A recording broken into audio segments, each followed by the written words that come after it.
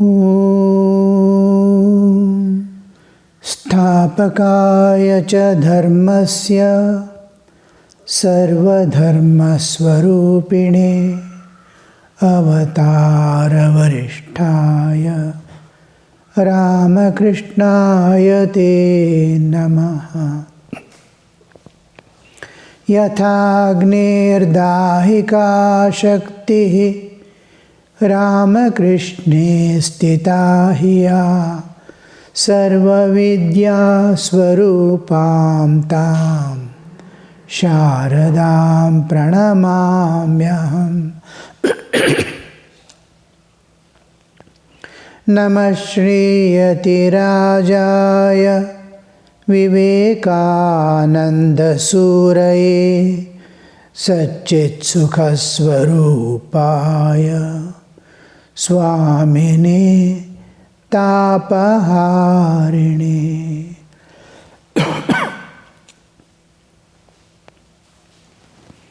Namaste to you all. Bhagavad Gita. Gita uttered by Bhagavan. How the Guru strives to lift the disciple, and if the disciple's participation is 100% totally given to the Guru, the perfect Guru and the perfect disciple, how they beautifully match each other.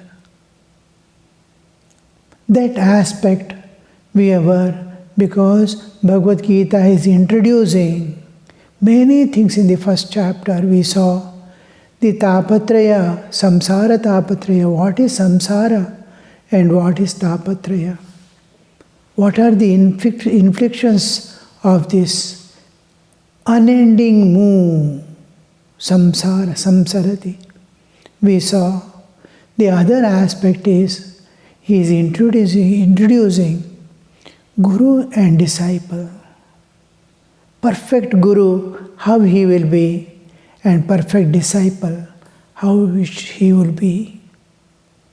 We see Arjuna as perfect disciple even from the early days of his life. When he was in the Gurus, while learning the military art, how he used to dedicatedly practice. And then we see the same trend in case of Narendra and Sri Ramakrishna. How the perfect teacher and how perfect disciple. Just 4 years between Ramakrishna and Naren. Naren comes, 4 years, 9 months, Thakur leaves the world. So within that period, the whole thing has to be, the disciple has to be transformed to the other world of the transcendental realm. How stage by stage he is not ready to accept anything. He doesn't want to accept even existence of God, but he is interested, means deeply concerned, does God exist? How the disciple will be, how the Guru will be.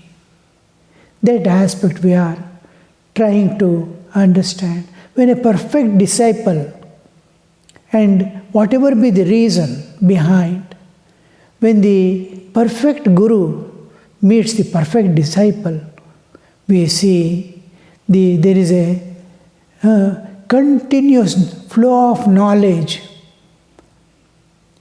Knowledge flows like in torrents. You can see in Bhagavad Gita how it is flowing. Knowledge is flowing of the eternal.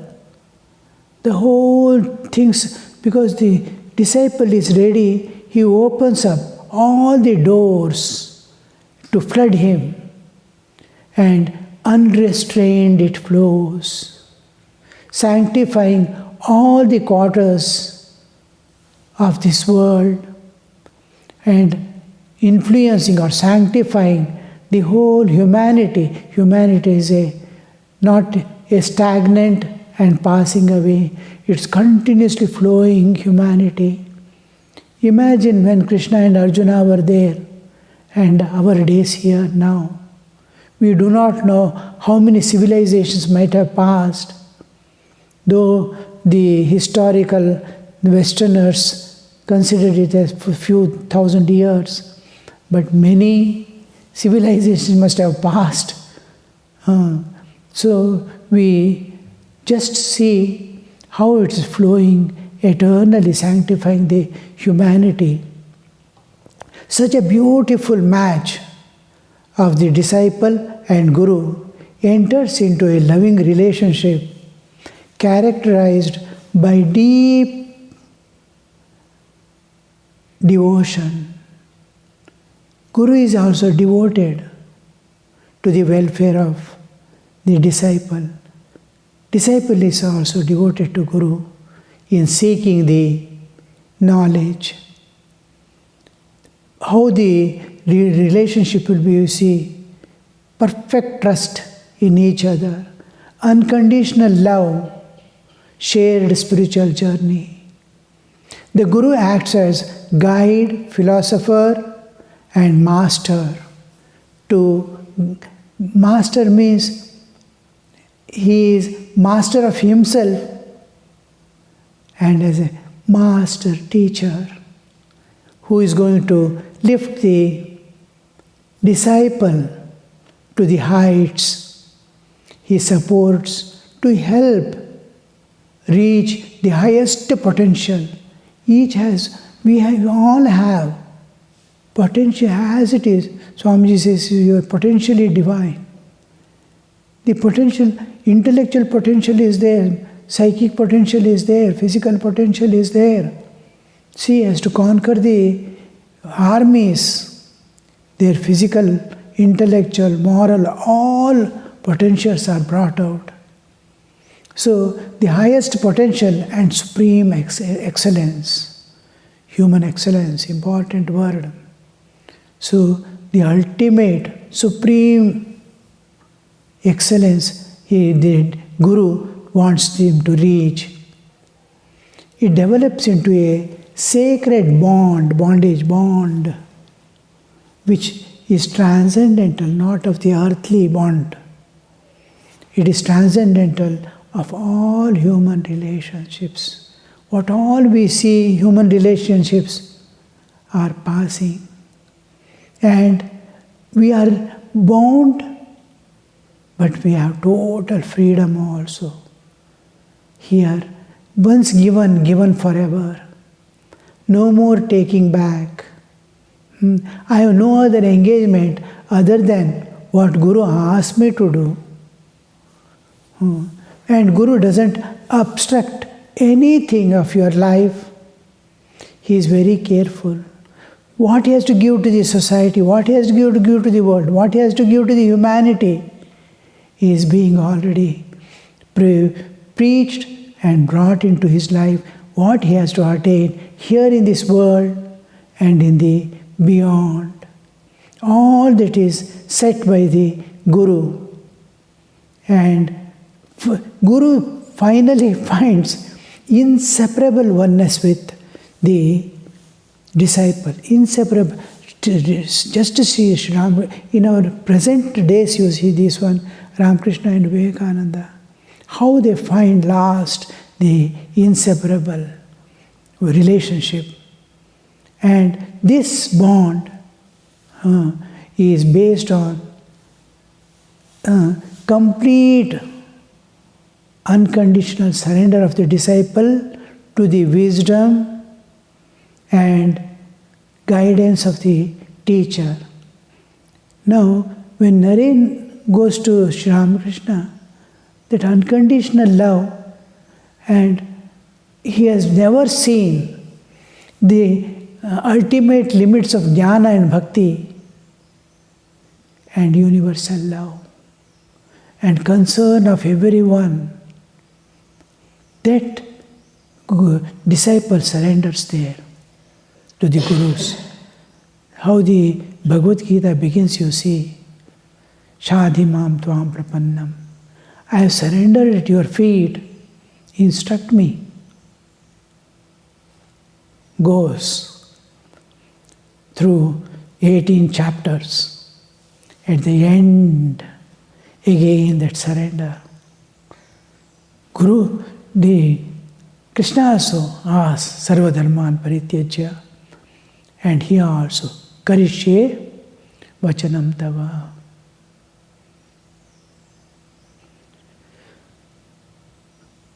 Total acceptance, total giving. This is the relationship, as if they are entering into each other, never to be parted again. So this is what we see, the flow of knowledge, flow of love, flow of expansion of consciousness. Now, we shall concentrate a little on the special features here. The first one is arrival of Guru in the life of the disciple. How and why does the Guru enter? It is a plan of nature. When the field is ready, the seed is bound to come. It is a setting. Nature, as soon as you are ready for anything, any information is needed, anything is needed, it is there, placed in front of you. So the spiritual growth of the disciple brings a suitable Guru at that time. Another is, he may not be, but he understands seeing the world, and immediately starts praying intensely. Intense prayer invokes the divine grace, and then the divine grace descends and brings the Guru in contact with the disciple. And the spiritual aspirant, when a spiritual aspirant, another reason I am giving, when a spiritual aspirant, I am aspiring for spiritual attainment, spiritual aspirant upgrades himself, he has to upgrade himself to be a true spiritual seeker. Aspiration is different from seeking. Is different. I seek. In aspiring, there is a presence of heart, but in seeking, the whole heart weeps for it. So the seeking, when he becomes the true spiritual seeker, divine help descends, and we see Guru entering into the life of disciple. So this is how Guru comes into picture in the life of a disciple. How disciple meets Guru and Guru meets the disciple. It's a beautiful setup in nature. Always remember, be loving to this nature, intimately related with the nature. Nature is taking care of every bit. I eat, digestion is done by nature. The whole plan of birth to death is taken care by the nature. And after also, nature alone leads us. Then the second point we have to know is the the love between the disciple and Guru is transcendental love and transcendental devotion. Disciples' devotion, the Guru's love and disciples' devotion are far from the earthly relationships and personal attachments. And what we see in the world is short-lived. All relationships are short-lived. But Gurus and disciples doesn't end with one life. It is pure to the core, unselfish, aimed at spiritual journey leading to the final attainment of spiritual end in the eternity. So this is the transcendental relationship. The next point we have to know is that relation enters into eternity. This relationship extends beyond time limits. Our life is limited by time. Our relationships our presence in this world are limited by time. But the relationship between Guru and disciple transcends the limitations of time. And then with the bond secured through multiple incarnations, many both go on taking births, or Guru may not take birth, but disciple may go on taking births. And Guru watches and be with him, like you see the presence of the tower in your cell phone. The Guru's presence will be there in the heart of the disciple. Disciple may not know, but it is there always. He is linked to the tower all the time. Tower is there in him all the time. And multiple incarnations they may take, and spreading light and providing the path to others who are exposed to it. The Guru and disciple is according to his Guru. Guru is going, but the people around are highly influenced. The people are influenced. That is, a sincere sadhaka is there somewhere doing spiritual practice. Just observers, people who go and come, are just looking at him, are influenced. Slowly, the social structure, a few people here and there are renouncing the world of attachments, not running away from the world or throwing away the world. Living in the world, being free from all attachments and loving all and serving all with great attention, concern, how it would be imagined, how it influences others. So that kind of relationship they enter into. And another point we have to note is the disciple is ever safe and secure to reach the goal. Guru is a perfected soul.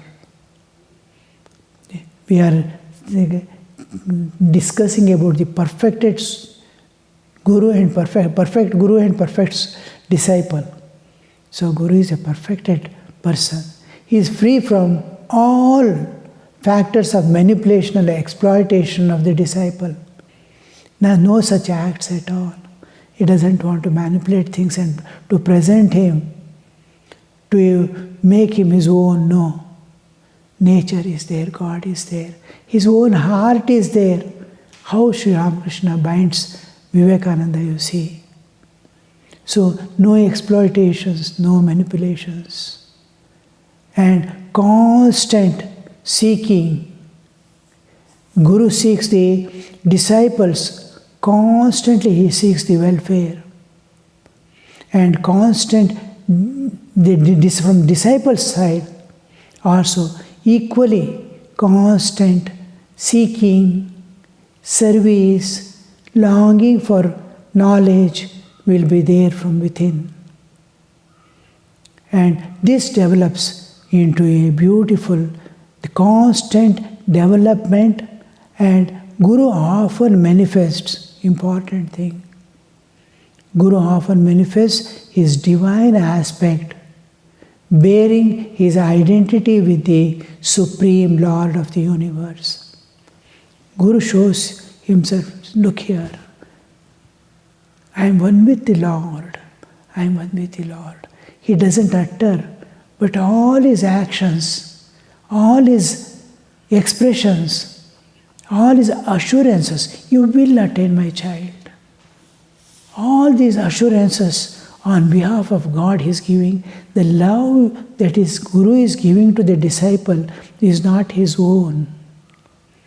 It is divine love, God loving you through the Guru. It's flowing. It's just like an instrument. He is allowing the love of God to flow into the disciple. As if he's, but we can't see the God behind. we see the Guru loving. Naren also never knew what Sri Ramakrishna was till a day before Thakur left his body. Till then, just like all used to think of Krishna or Rama. Rama is Dasharatha's son, matchless. There is none in the world like it, but he is Dasharatha's son. Like that. But all the pictures, how God incarnated, how he would be. It is there. God is incarnated in the heart of the Guru. The divinity he will be projecting now and then. Again and again, he is watching over the disciple, protecting the disciple in his loving awareness. Guru is aware of the disciple. In his loving awareness, he is protecting and bringing up like mother bringing up the child. How the mother's awareness there, child is in the awareness of mother. This makes the disciple experience the presence of Guru at all times with him.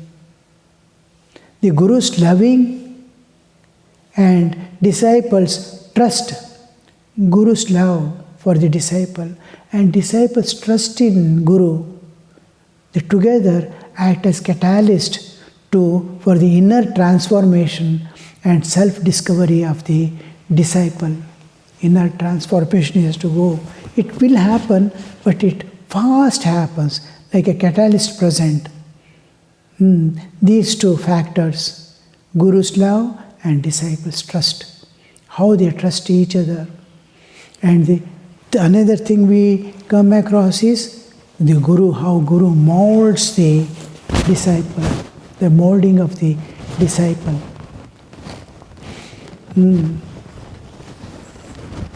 That factor. Guru sees that no desire, worldly desire, is there in the disciple.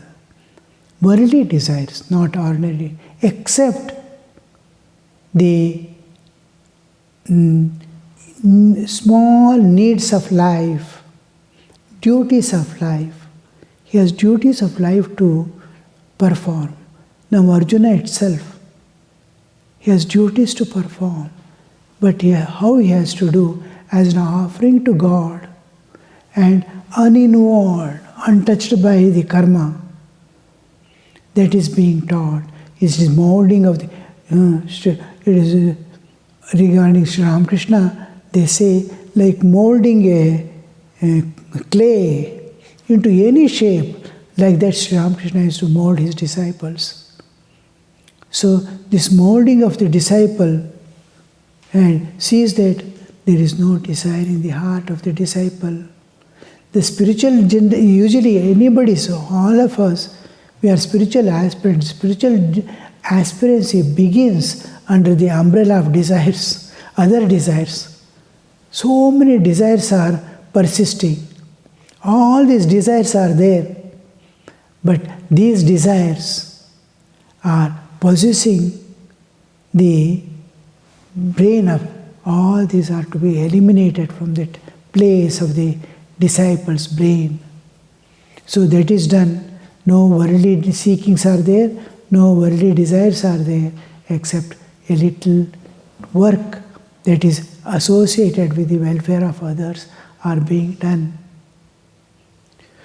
Guru turned these, the desires were there, the whole base, it changes. It's a change of paradigm.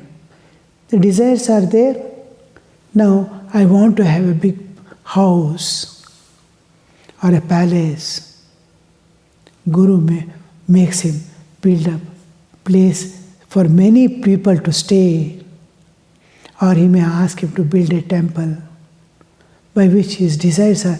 Base itself is changed from the Laukika to Paramarthika. Base is changed, direction is changed. Direction, he was involution.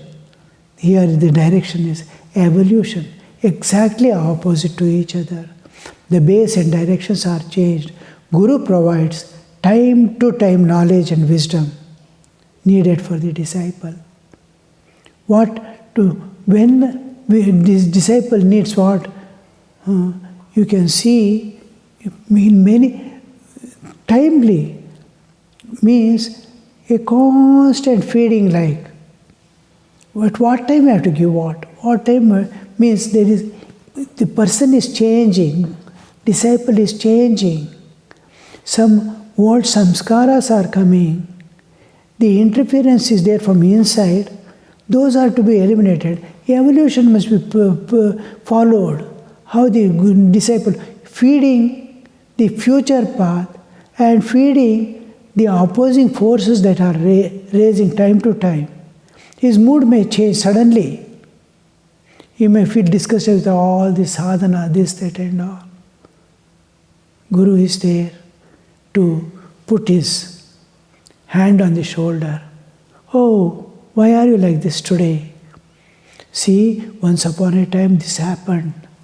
Suddenly his moods change. These are the knowledge how he feeds time to give the imparts personalized instructions. Even in Bhagavad Gita you may see it's continuously going. Yat karoshi yadasnasi. He is going on giving the details of things, how the things are and what he has to do now, what he has to do now. Do this, do this, do this. It's a in Bhagavad Gita, it's a general instruction for all, personal instruction is there. These are sufficient for us. Yoga Kshama, assurances. Yoga Kshemam Vahamyaham. All these assurances and instructions are there, constantly chasing. The Guru is very particular about and infuses required strength. What strength the disciple needs? To assimilate what Guru has given, strength to assimilate and strength to retain and apply in life. This is one of the things what we call Medha also. And this Medha awakening also is a part of the Guru's again and again prayers and forces that are working on the disciple. So we see the disciple is able to grasp the things in its right spirit, hold it in his heart, get absorbed to become one with his nature. It is his second, it becomes whatever Guru's instruction is there, becomes his second nature. And disciple follows with complete faith. Guru too wholeheartedly trusts the disciple and whatever he has to give, he gives. This is one thing we see. And Guru reflects God totally. As we advance, Medha awakening is the small capability to understand the secrets of nature, to understand the scriptures, to interpret in our own way and utilize it. All this slowly, the spiritual awakening also, gradually. The body awareness is slowly going back. A spiritual awareness is coming. Then the Guru completely reflects God. Like a mirror reflecting God, the Guru is reflecting completely the divine. This what happens is that Ajnana Timira is removed by the light of Guru's consciousness. Guru's divine consciousness, universal consciousness, divine consciousness of Guru eradicates the tamas, the darkness in the life of, dispels the lives after lives. We are moving in the darkness of the ignorance. So the darkness of he dispels the darkness of Ajnana Timirandhasya Jnananjana Shalakaya Chakshurunmilitam Yena Tasmai Shri Gurave Namaha. It comes a little later in the life of where the Guru is like a God is removing the Ajnana, the darkness of the disciple. The last stages he is reaching. The preliminary whole portion he has completed. Now the disciple will be able to see God working through the Guru and identical with the Guru and identical with the God. Guru is identical with the God and God. Is it God or Guru? Like that much of clarity of reflection, how Guru is handling. And slowly we see he expects last. The light of the Guru's consciousness removes the darkness of the disciple's heart, which is carrying. There is a screen that he is not able to know himself. That screen of ignorance is dropped away, and the disciples immediately realizes his real nature. I am divine. I am spirit. I am that man made in the image of God. I am that. I am just like an image is made, God is invoked in it. It is God. An iron piece is brought and heated, red hot, white hot. It has lost all its nature of being iron. Now it's fire. This is image of fire in iron. God made man in his own image. Means inside, inner is God, outer is God, through and through he is God. That I am divine, I am immortal. That awareness dawns in the life of disciple. This whole thing you will see in Arjuna's life. Including the Vishwarupa Darshana. When the Krishna himself is as a Guru, he appears. As God, he disappears. The Guruhood, the humanhood, being an incarnation, all these are erased forever. Krishna is no more Krishna of Devaki or Mahabharata.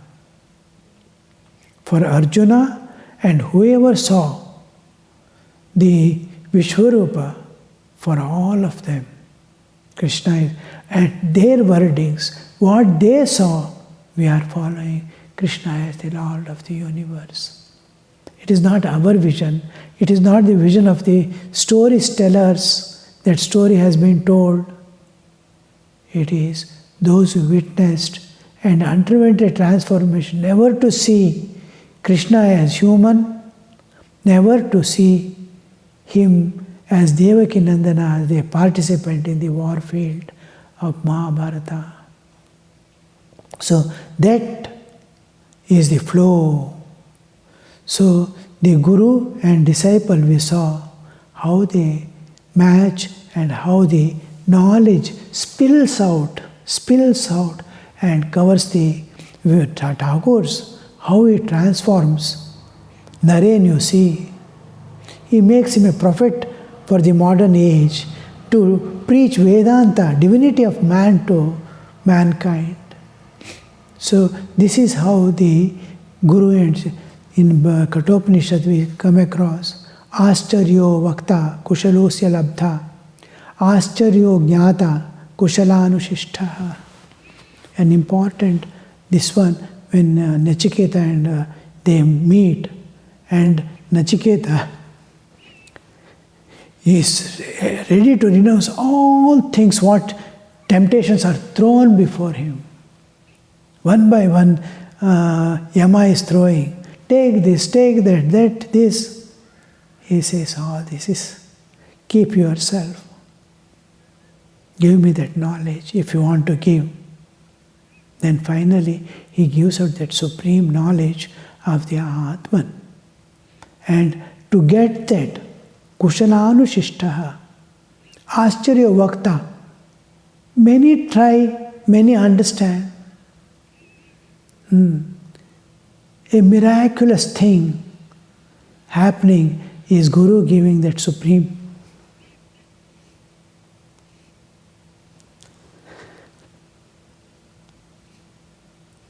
knowledge. Ascharya. It cannot be uttered. I can tell something which they can experience and understand. One house fell down, or a person fell down, some accident happened. I can tell and they can understand. Self-knowledge cannot be told. But he is telling how he made him to know that, how he told, what he made the disciple is Ascharya Vakta. It's a miraculous, ununderstandable thing, how he conveyed the truth to the disciple, Kushalosya Labdha, who attained it also.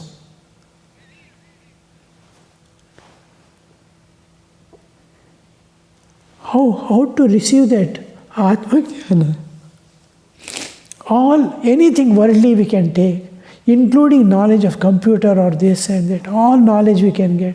Atma Jnana, where there is no body, where there is no by existence, body, mind, senses, all these layers are thrown away. And I am receiving that knowledge as the self, independent of all external covers. And Ascharya Jnata, one who understood it, one who realized it, Anushishta, the one who followed the path and reached the goal.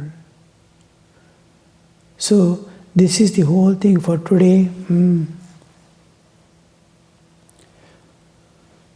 Om Shanti Shanti Shanti Hari Om Tat Sat Shri Ramakrishna Arpana Mastu.